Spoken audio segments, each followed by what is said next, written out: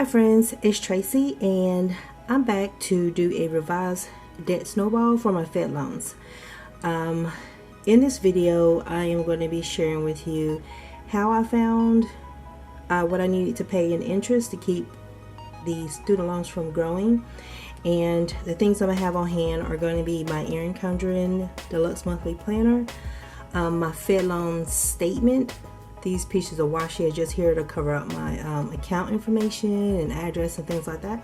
Unless you want to pay it, I'll be happy to show it to you. And also an old code for boxes from Happy Planner. I think I got this. This is another one I think I bought last year. Trying to use that up. And so let's jump right into it. Okay, so the first thing that I'm going to do is set up the loan names. And I want you guys to see, like on my statement, I even put the loan names on there. The letters are a system that I came up with when I first started looking at my student loans, and I needed to differentiate what they were because it was kind of hard to tell the difference between what was what when I needed to go back in and make a payment.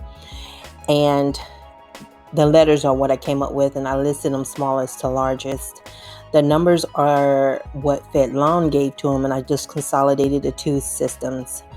And so that's all I'm doing here. I also have this in another binder, a household binder that I keep, that actually has like the date the loan was taken out, what the original amount was. And that kind of helps me. If they change up something, it helps me stay in the loop, and I can match up those dates and those amounts and go through their screen. They don't really make it easy. So my second column is going to be the balance, and this is the balance as of the date that I recorded this. And I think I recorded this September 2nd or so. And so I'm going to do this in the traditional debt snowball way, and that's my lowest balance to highest balance regardless of the interest. So my lowest student loan interest are like 4.14, and my highest are like 6%. And so that's all I'm going to do here.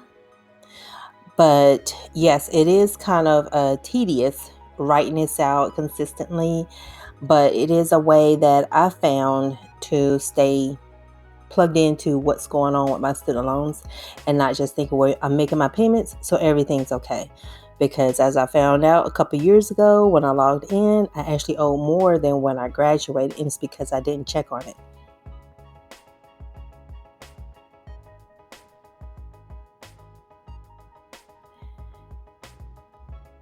Now in this third column, I'm going to put my IBR payment.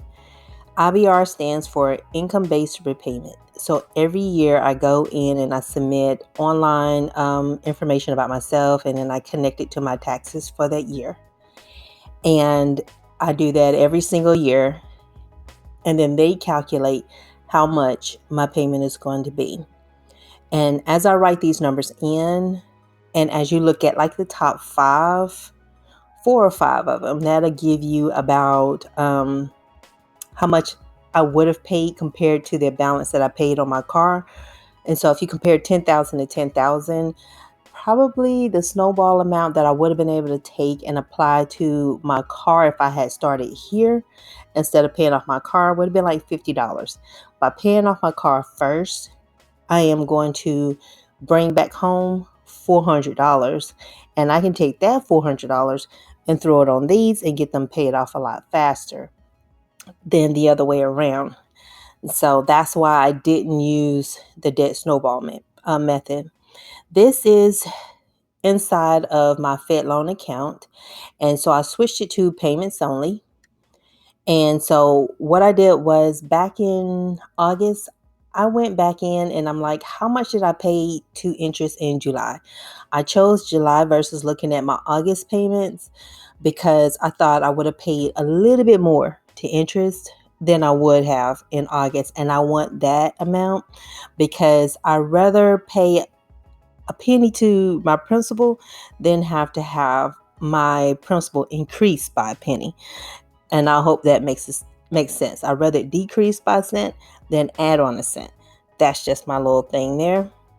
And so now back to my Erin Condren. Here, the last column is the interest only payment column. And in this column, I'm going to write in what that difference is. And here's how it works. Fed Loan decided that, like, say for one of my student loans, the payment is $20. But actually, I need to pay $24 just to cover the interest.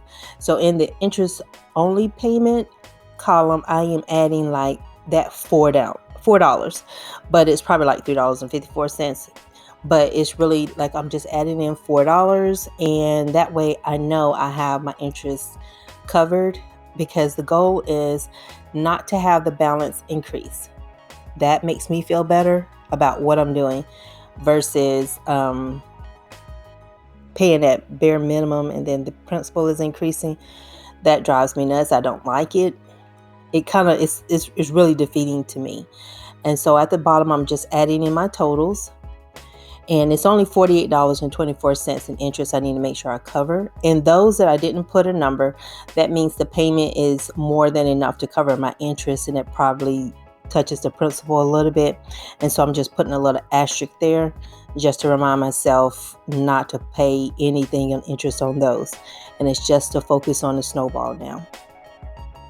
And the last thing I'm doing is looking for a header box. And I apologize to you guys. I was writing out a frame. I have no excuses for that because I tend to do it every once in a while. I'll forget, but I just put revised debt Snowball. And this is going to help me so much when I log into my account and actually pay these off. So thank you guys so much for watching, and you have a super fantastic morning, afternoon, and evening. Bye.